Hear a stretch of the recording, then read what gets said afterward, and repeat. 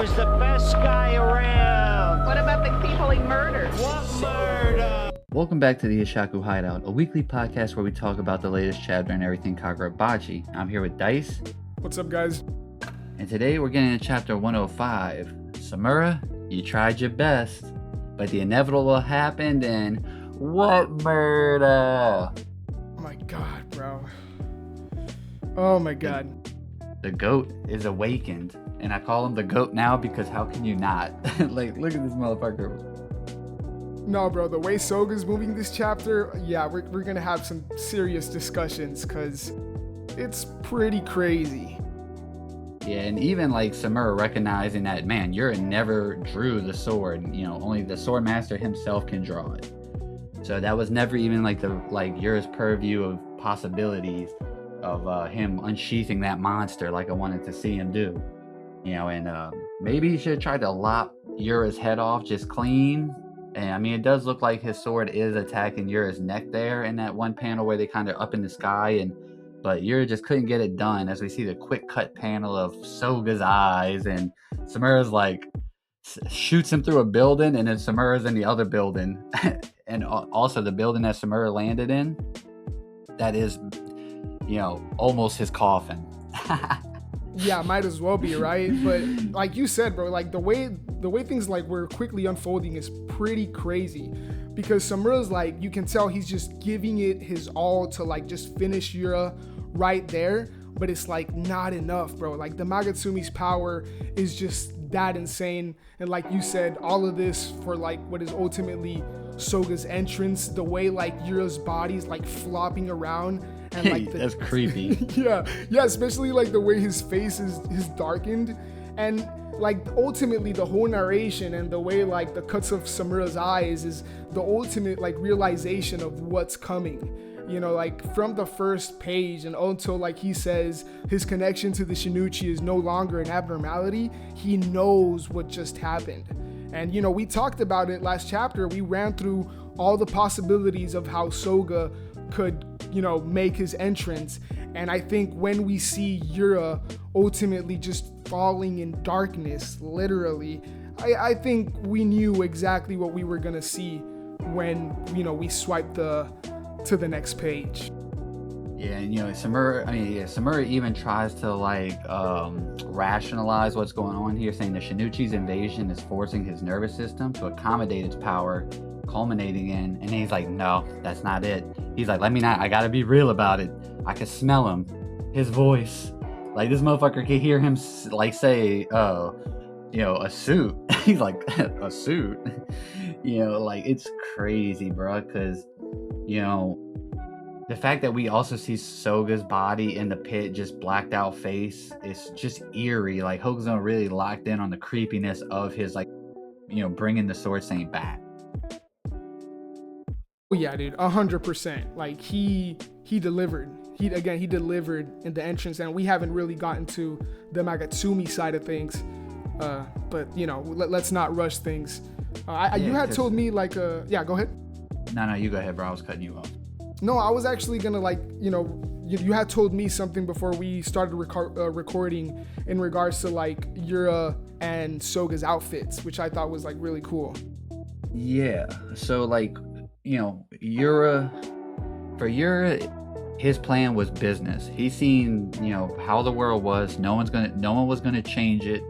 So for him, it was business to get this done. He dons a suit because it's business, and he operated like a business. He made all the checks and balances. You know, he did everything he needed to like see this plan through as a regular person, mind you. You know what I mean? He had mailman energy, and so he wears a suit because it's business. But Soga, this isn't business for him. This is he puts the suit away, mind you. He folds it neatly, and he dons like traditional old style garb, like old clothing for his like traditional way of thinking, like old style justice. You know, that's the way I look at it. You know, because for Soga, it's about like that overwhelming power as the answer. And he even says, it's unfortunate, but my existence and society's mainstream ethics are incompatible. So he dons the old style clothing, you know, that old style justice. It's crazy. It's like at least that's how I looked at it, and I think it's pretty solid.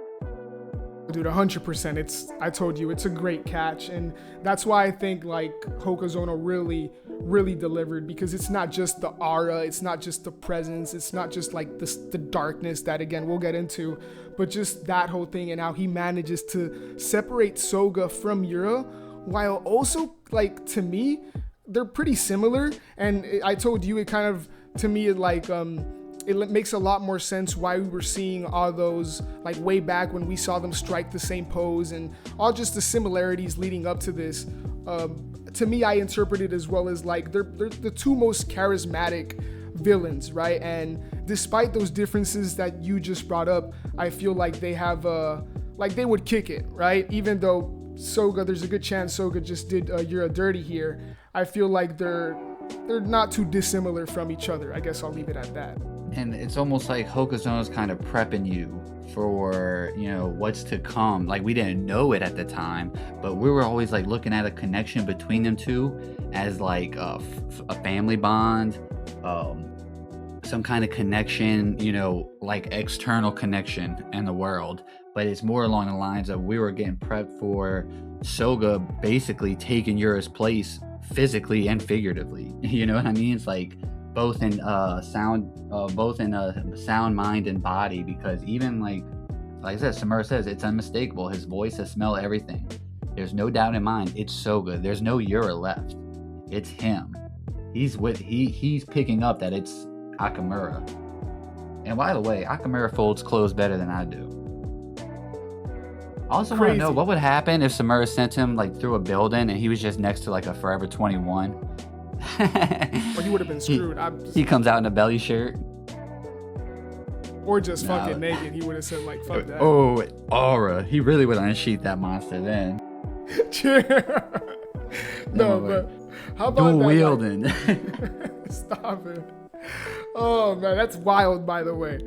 Yeah. How about that full page though, man? Just him literally floating, just like we thought Yura was doing it crazy when he was like hovering above Chihiro and Samura. Soga said, "Hold my beer," cause fucking crazy. And Hirohiko somewhere pissed because Hirohiko thought he probably had aura when he broke the glass on the train. Nah, motherfucker, this is how you break glass, dude. Oh, we glass breaking, scaling. The glass scaling. Or ass scaling. One thing though I gotta say though about the narration says the man Kunishige Rakuhiro trusted above all others and entrusted with his greatest masterpiece, the sword master. I stand firm on this. The greatest Kunishige's greatest masterpiece is Chihiro, and I think we do see cuts of Chihiro in that narration panel, and I think that's basically going to be like the through line for the end of the story, that Chihiro's the greatest masterpiece Kunishige ever made. You know, is Kunishige's greatest masterpiece, excuse me. Yeah, whereas for Soga, that very much could be Kunishige's mistake. You know, where he went weak, where he kind of like wavered in the ideals that I suspect at one point Kunishige and Soga shared pretty similar ideals. Not necessarily like mass murdering people, but just like defending their country at all costs. I think we'll be getting into that like way later in the story, or who knows, maybe soon. But I think, you know, to what you're saying, I think Chihiro, there's a good chance Soga might see him as like the mistake. I wouldn't be surprised if we're leading up to your that. dad should have pulled out. Basically. And you know, I just kind of what you just said kind of made me think about somebody from Yu Yu Hakusho, a villain named Sensui. He was the spirit detective before Yusuke, and he had a strong sense of justice, and he is like the strongest spirit detective. But he witnessed something on a mission, and when he witnessed like the horrors of humanity, it like warped his perception, and then he became evil. And it's got to be something along those lines with Akamura, where he was chosen for the Magatsumi because of like, you know, his mind and his sense of duty, sense of justice. But we will get to see something happen in the war to alter that.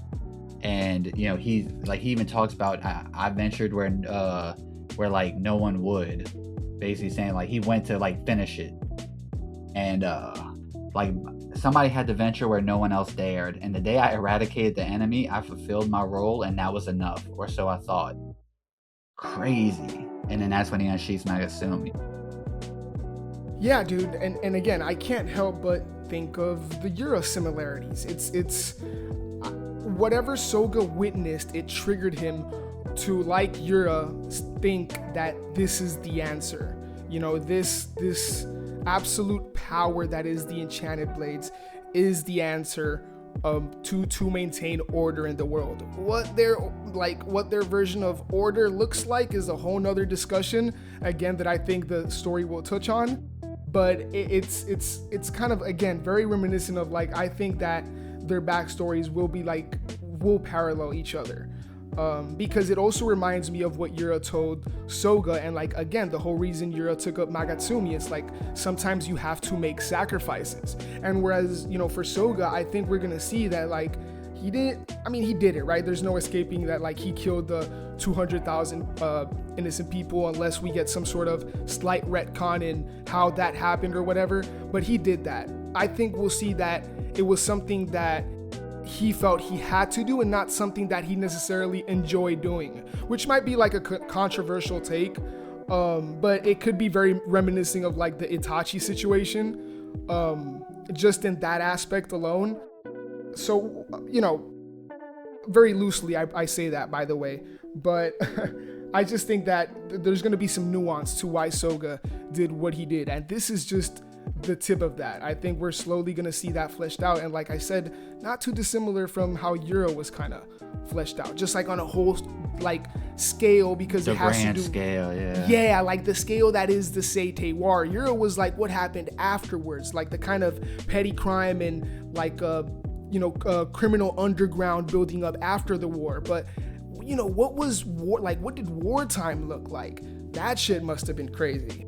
So facts, yeah, because, you know, the, like, individual laws, what justice is that, you know, what kind of justice is that reward, you know? And if Soga did lose somebody that made him turn this way, does it warrant 200,000 lives lost? You know, it's like, it's gonna be interesting to see how Hokuzono kind of flushes Akimura's characters out. But I gotta say, upon official introduction of him, really, out the pit, the man, he's low-key kind of funny too. That dude told Samura, your eyes, you healed them, you look cool.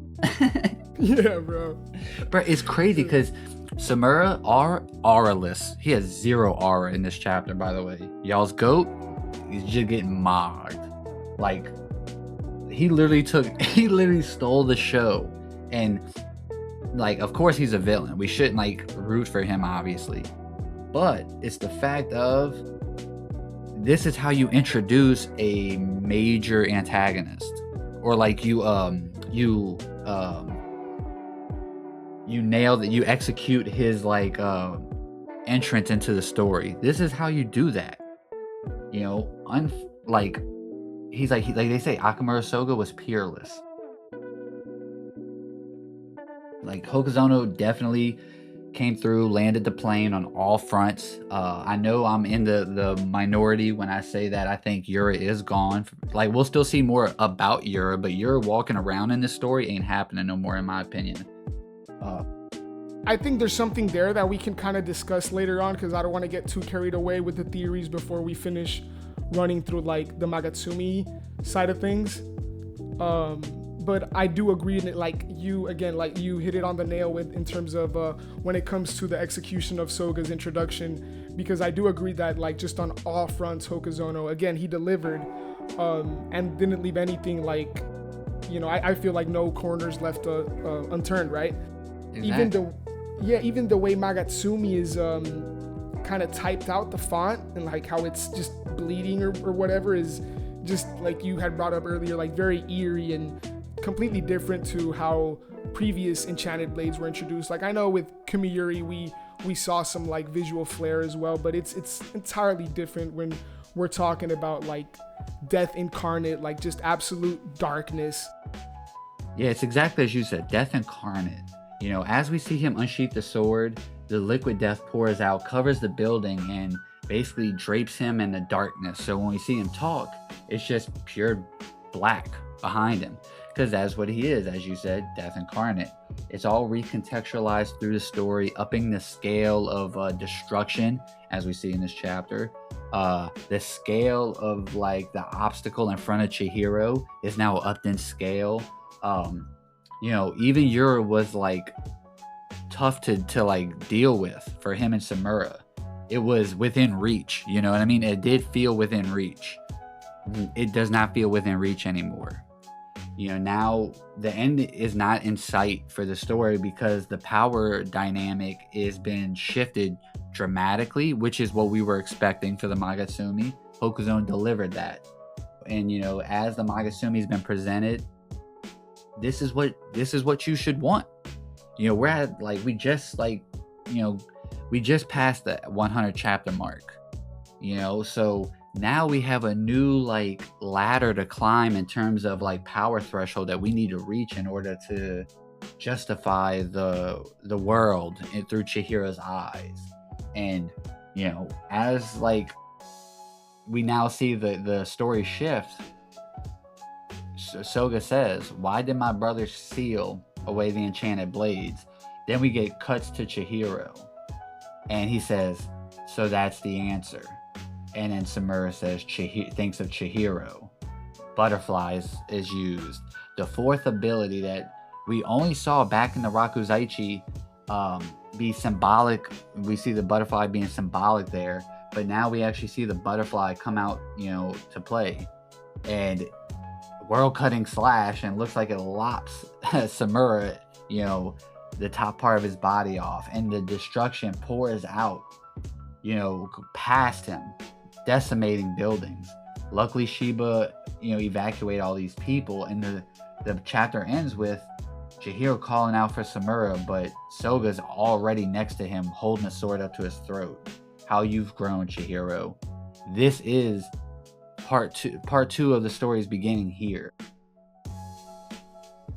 I see what you're saying 100%, dude. And I'm, again, like we kind of hinted at towards the episode, but like just everything is upscaled, and you see that like when the buildings are just like completely bleeding darkness. I'm so here for it, man. This is how Soga separates himself from previous villains in the story. Every villain has managed to stand out in their own way, but this is how Soga makes, again, his entrance and manages to, again, deliver on what is being the final villain, almost certainly, right? Does Samura completely dirty, and, the conversation that we're about to see is, I think a lot of people, including us, of course, have been waiting for this as soon as we got the Soga reveal. Right, so we're in for a big treat this the next couple of chapters. Not sure if Samura fans can say the same. And I love it. He's like, "Yo, Samura, you look cool. Hold this butterfly." And yeah, what's crazy is like, I think he is gonna like talk about Samura healing his eyes a bit. Maybe saying that like, "Oh, he could heal his eyes, Chihiro, because of you. You reached Samura to open his eyes, to witness his own death. Your birth in this world propelled your father to seal the enchanted blades. It's not your father's fault. It's your fault." Maybe he's gonna look at him like that. Samura was able to witness his death because of you, like. Because his face just looks so it's just whatever. Chihiro's eyes scream like fear. Like Chihiro shook. Hokuzone does great jobs of like putting emphasis in the story through his eyes, through like the drawing of close-up panels of eyes, hands, and the swords. And that's what we see here. It's like Chihiro was confident, not anymore, and rightfully so. No one standing before this man can like stand on. He's peerless, as we've already said earlier. Yeah, and like when it comes to Chihiro, again, we kind of touched on this already, but he represents everything that he represents everything that Soga is against, right? Like everything that like from Enten to like you brought up the like essentially what would be like weakness in Samura with the whole like eyes thing, what we previously saw with Shiba, with Yura brought out, and like with Kunishige, like everything hints, and like, well, not even hints, like it's very obvious, like these, you know, again, Enten and Magatsumi, Soga and Chihiro, just completely like different ends of the spectrum, or whatever you want to call it.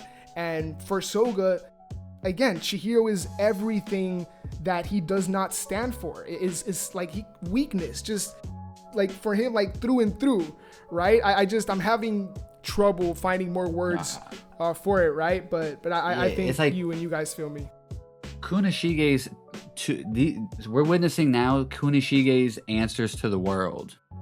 Well, you know, like Kunishige's biggest creations, his son and his strongest sword. One is overpower, like just overwhelming power, like absolute power and justice in one. Where the other is, you know, balance. Chihiro is trying to bring balance to the world, it feels like. Which one is going to win out in the end? Enten is made to incorporate the other blade's powers into one. The usage of all, you know, what is it? Solidarity, like strength and solidarity. You know, a companionship of power. Whereas Magatsumi is just pure absolute power in and of itself. Solo dolo. We think about it. We're not seeing no Akka dragonfly.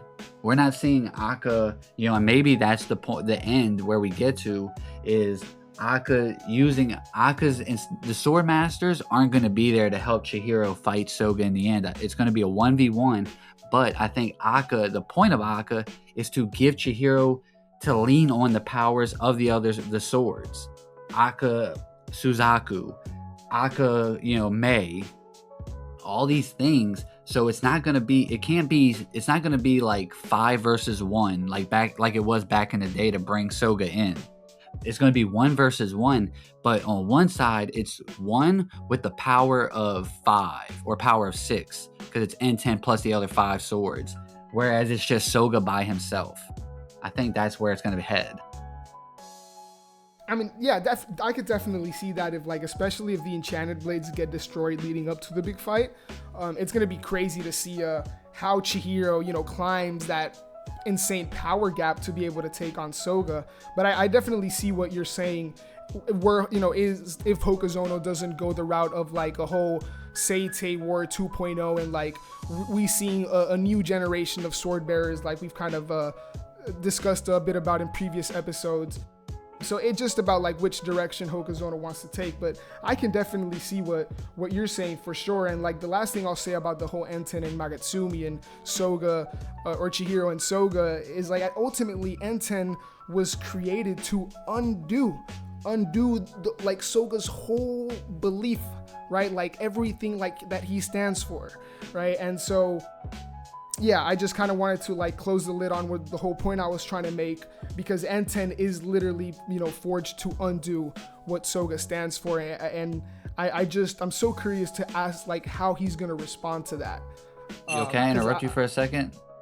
Yeah, I'm sorry. I'm pretty much done. I want to bring up, and you kind of made me just think about this. It's almost like a My Hero Academia thing: 1 for all versus all for one. Yeah, you know? Yeah, polar opposites. Yeah, complete. Yeah, I see that.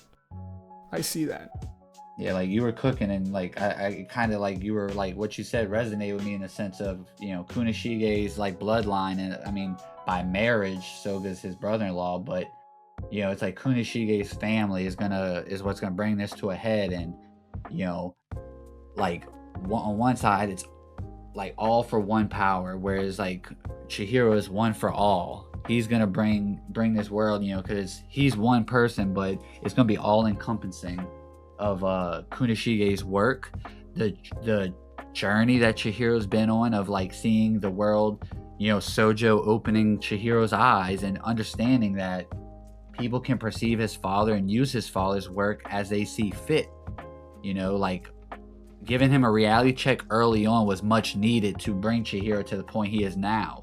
So people say how like Chihiro's like, oh, you know, he was like raw in the beginning, and then now he's trying to like open up Samura's eyes is like a complete, you know, tonal shift. But that's the point. Chihiro is a 18-year-old boy.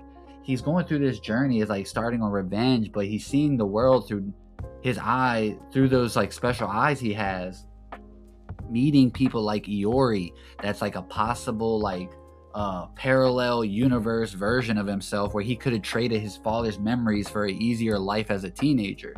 But no, the fact that he says, I wouldn't trade those memories for anything, is the exact reason why it's not a tonal shift. It's him growing as a person, him growing as a character, him growing as our protagonist. 100%, dude. For Chihiro, what I'm so like, why the reason I'm so engaged in this whole thing, and the reason why I think Hokuzono has been masterful in like you brought up, Sojo is probably more relevant than ever, I think, and I'm so glad, because that whole arc really introduces, aside from like, you know, his character just glazing his character, but that whole arc introduces a lot of things that kind of took like weren't really too relevant until like Samura's betrayal, and now Yura's motivation, and now what, you know, is Soga's whole deal. And that's a whole new kind of opposition for Chihiro, because the question that Yura and presumably Soga poses is one that Chihiro, I don't think, really ever considered. I mean, the way his development has been handled so far, we could kind of like cut to flashbacks where he's already kind of reckoned with this sort of thing. Like, we'll have to wait and see. But has he really considered the potential that the Enchanted Blades have to lead in society, right? You know, whichever way you feel about that argument, and I think we all know where the story is headed in terms of them still ultimately having to be destroyed because it is just absolute power. It's still a very interesting conversation, and like, you know, what Yura brings up, the fact that they weren't there, like the blood on their hands for taking away the Enchanted Blades that could have saved lives. You know, I don't remember who exactly I saw bring up that like Owl. Imagine something like Owl, you know, to keep people safe. Again, in the wrong hands, it would be crazy. But Samura wasn't a bad guy, so I just think the story is gonna go into that, right? Because even last point I'll make is like Kazan even brings up how like among the Kamunabi they were split, and there was a lot of infighting in terms of how the Enchanted Blades were to wanted to be used. I think he implies that they were almost split 50-50, and they barely won out in terms of the people that didn't believe in the Enchanted Blades or whatever. So it's kind of, you know, worth wondering, like, people definitely thought about this. Now, one thing I just remembered, you know, there's literal statues glorifying the Sword Saint. The Sword Saint is now walking amongst man. The city has now been evacuated. No one's witnessing the Sword Saint do this. It's evacuated. So the Sword Saint could literally unsheath that thing, and then just be praised by the people. Our hero is back. This could be the shift in the world. People praising a hero walking amongst them, but they don't know the truth. And technically, if he's just righting the wrong, like seeing Yura needed a hero and Yura's being attacked, he's just getting rid of, he may just get rid of the sword bearers, but we don't really see statues of the other sword bearers. We know that people know about them and see them as heroes, but there's a statue of this motherfucker that we've seen in the world. People are gonna glorify him. The Enchanted Blades may make a reappearance as like definitive justice. Chihiro may now be looked at as a villain because he's trying to get rid of it. Oh yeah, dude. I didn't really think especially of that last Chihiro part. I think that would be really cool to see it. It all depends on how deep does Hokuzono want to go in this whole kind of how the people, like the wider world views the enchanted blades, because let's also not forget what Yura did to kind of coerce or bring, force Samura's hand to ultimately make their deal, which is like he spread altered documents of what happened in Shikoku and had people like turning on what the sword bearers did. So could we see like again that on a wider scale now, like just all of Japan now, like I don't know if like civil war, right, but like just complete division in people that view the enchanted blades as the way, and people that don't. And I would assume like if I would assume like some people even siding with like the Shikoku thing being a necessary thing that had to be done. Again, it's all about like how much Hokazono has to say or wants to say in regards to, of this whole conversation, of absolute power and the consequences and how the people view it. It's, man, Kagurabachi for me, it only gets better, bro. And I'm so glad, because for a minute I thought that this wasn't gonna really be a thing. I thought it was gonna be pretty clear that the enchanted blades are just they have to be gone. And I didn't really think that we were gonna get the perspective of like, but wait, what if they like need it back? Yeah. What if they are the answer? I'm here for it, man. Again, I'm in my veins. It's exciting. Like I've never been more excited for future Kagurabachi, because like I figured I still feel like I have a pretty good grasp of where the story's gonna end, but it's more about the journey to get there that's what's exciting. You know what I mean? Yeah. And with like just thinking about them, like Soga choosing, like Soga's like, Kaguri, you have Subaru's blade. Let's just go kill Subaru real quick. That way you can wield it and you're gonna be on my squad. Hirohiko, you already have, I just gotta go get Kumiyuri back for you. Here's your Kumiyuri. Now we're gonna see, then it might turn, maybe Hokuto does join Chihiro's side or some shit. Maybe the Hishaku splits and we see the new Hishaku is Chihiro at the helm. Cheer. I see what you're doing. Tiberius. I see the agenda you pushing. Cheer. Because think about it. It's all perception. It's all perception, bro. Think about it. It is literally all perception. And talk if about the development people, for Chihiro. Yeah, if the people of the world believe that Soga is the answer, he's in the right, and the people that are against Soga, who he has a statue praising him as a hero already, the people that are against Soga are automatically the villains. And who would be against Soga? Chihiro Rakuhira at the helm. Hakuri is his Hakuri is his like best genius. And I've been talking about Chihiro slowly building his own Hishaku for a minute, low key. No, I know. That's why I said I know the agenda you're pushing, bro. Because I know you. And think about it. What if Samura isn't fully dead here, and he gives Samura gives him Tobimune to escape, and he says, "I'm gonna die here, but take Tobimune away. They cannot have Tobimune as well." And Chihiro has to now impart someone with Tobimune, or maybe he destroys Tobimune, or he just puts in the storehouse. But what if not? What if he needs someone to wield Tobimune to have the eyes in the sky? Yeah, and we all know who the most likely candidate is. Yeah. If Hokuto decides to. Not just like just Bay. But like we also know Chihiro has Hiyuki and Flamebone in his team. No, dude, and he like has again, Shiba.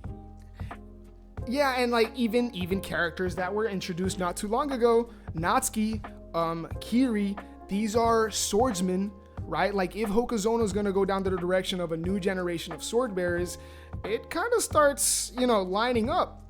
And in regards to like the Hishaku splitting up, I'm with you, man. I think we could see, guys like Hatshaku and Best Genist, Kaguri down for the cause, because ultimately Soga represents what Yura was fighting for.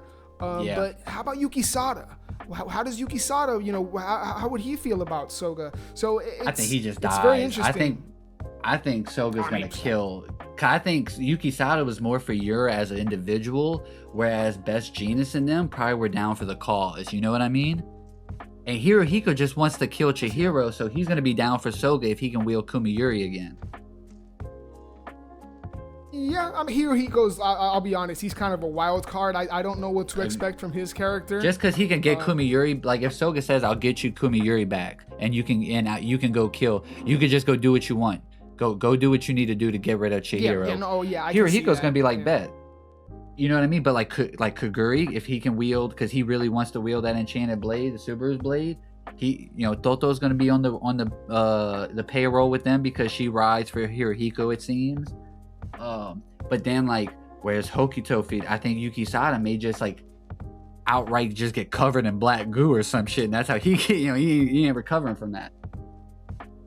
Yeah, it's gonna be interesting to see what Hokuzono kind of sees as disposable, and who, the Kabunabi. For example, yeah, but I was gonna say like Urang, for example. Urang was there for like Kunishige's death. Would Hokuzono be done with a character like her? Would she would she be willing to have Soga as her leader? It's just a lot of questions still surrounding the Hishaku. Yeah, those are the question marks. Like Bingo, her. Like I think Bingo and her would probably, because it don't seem like he's tripping about Kunishige. He seems like he's more about tripping Kunishige stealing the blades more so than Kunishige getting killed as of right now. Couple chapters that can all change, of course. Once he actually like meets them face to face or some shit. Well, like I think one question is completely related to the other, right? Like stealing the blades is the ultimate betrayal. Why would he be too mad that Kunishige was killed if he sees that he ultimately like wavered from what I think they both believed in? So I don't think he's really. Okay, I see. Like, he's not tripping about. Urin could join his squad even though she was there to kill Kunishige. It's more about I see what you're saying. Yeah, but no, I mean it's like I said, it's interesting, bro. I don't think we should go much deeper on that because we'll be here for literally an hour and a half, and we'll just be on this topic. We won't even talk about anything else. I have one last. If we're ready to wrap up the episode, I have one last question. I know you already told me that you think Yura's done, but is there any chance that now he's stuck down in the dungeon? That is a good question. Because 1 second, bro. Hold on. Yeah. All good. Vanessa's about to leave, so I gotta wrap this up. Good, bro. Yeah. Good question though, because it seems like the fact that the sword saying is the one who did this, and he basically altered Yura's body and took over. So did Yura take his place down in the pit? Is Yura like gonna wake up in the pit? I don't think so. I think he's more like kind of like Maguna, where he's just drowning. Like his sense of self is gone, but he is down in there. Like maybe maybe a story goes a route and Yura just finally wakes up and witnesses that maybe Soga is not the answer, and maybe he helps in the final battle fighting within type of thing. But like that is a question I am stumped on, to be honest. I don't know one way or other, to be honest with you. What do you think? Yeah, I think. I hadn't really thought of what I think. I'll be honest, because I like you. I'm clearly like I'm not clearly, but I'm at also loss 50-50. for words, kind of. Yeah, it's like, because is the thing down there in the pit just a faceless corpse? Yeah, and also like the reason I bring it up is because it kind of has a bit of dark humor to the whole "I'll give you your body back," because he wasn't lying, or does he mean like after this is all done? Because like you said, Yura's sinking, so it does look more like he's possessed if we were to take that imagery at face value, like he's just kind of taking a back seat. So like, did Soga just mean at the end of this whole thing, like he'll, give him his body back? Or was it like I said, just some dark humor, and now Yura's down in the pit, and that's how we could see his character more fleshed out, like through maybe interrogation, if like now the Kamunabi are going to take advantage of him being down there. Yeah, it maybe like, the fact that him being down there, that's his like penance for the things that he's done. Oh yeah, again, Soga parallels. Yeah, you know, like you brought on this and you you reignited this like this war of ideals. So and you know, Same yeah, you got rid of the consequence. Rakuzaichi, you got rid of Sojo, or you put the pieces in motion to get rid of those things. You know, you got rid of a lot of like you exposed Kazan, you showed you did a lot of like Yeah. Yeah. things that would have been nice to have done a lot sooner with a lot less casualties. But Yeah. that could be his like payment. That's a good question though. Interesting. Y'all let us know in the comments what you think where Yura ends up, or like if he's in the pit, if he's just like sinking, his sense of self is sinking inside his own body kind of thing, like a kind of like JJK, if you know what happens after 212. And this is gonna most likely be like our last normal episode of the year, because there's probably gonna be a break week. I know we have a chapter next week, and we will have our first community guest episode. But I want to also ask you guys in the comment section to let us know what creators you want to see us collab with in the new year. You know, we have some people in mind already, obviously, but you stay tuned for that. But we want to see, like, we asked this before, but now that we've kind of gotten a bit further, I'd like to know who y'all want us to work with in the new year. So drop those creators' names down below. Yeah, and we know some of the, like, obviously there's the bigger creators, which most of us know, but let's see some different creators. I'm interested in some of, like, at least the smaller creators that our viewers ride with. So for sure, leave them in the comments. Yeah. Any creator that touches on Kagurabachi, like doesn't have to be like the big names, but I mean you could put the big names too if you really want us to see them. But don't hesitate if there's like a smaller creator you want us to collab with. Exactly. All right. Anything else, Dice? No, man. It's all for me. Banger chapter 105. Banger fucking chapter. Yeah. Woo. Can't wait to see what goes on in 106. We got a chapter, and so stay tuned for our first ever community guest episode next week, and you'll meet that guest then. We won't drop who it is or anything like that yet. But yeah. Y'all be cool and peace. Peace.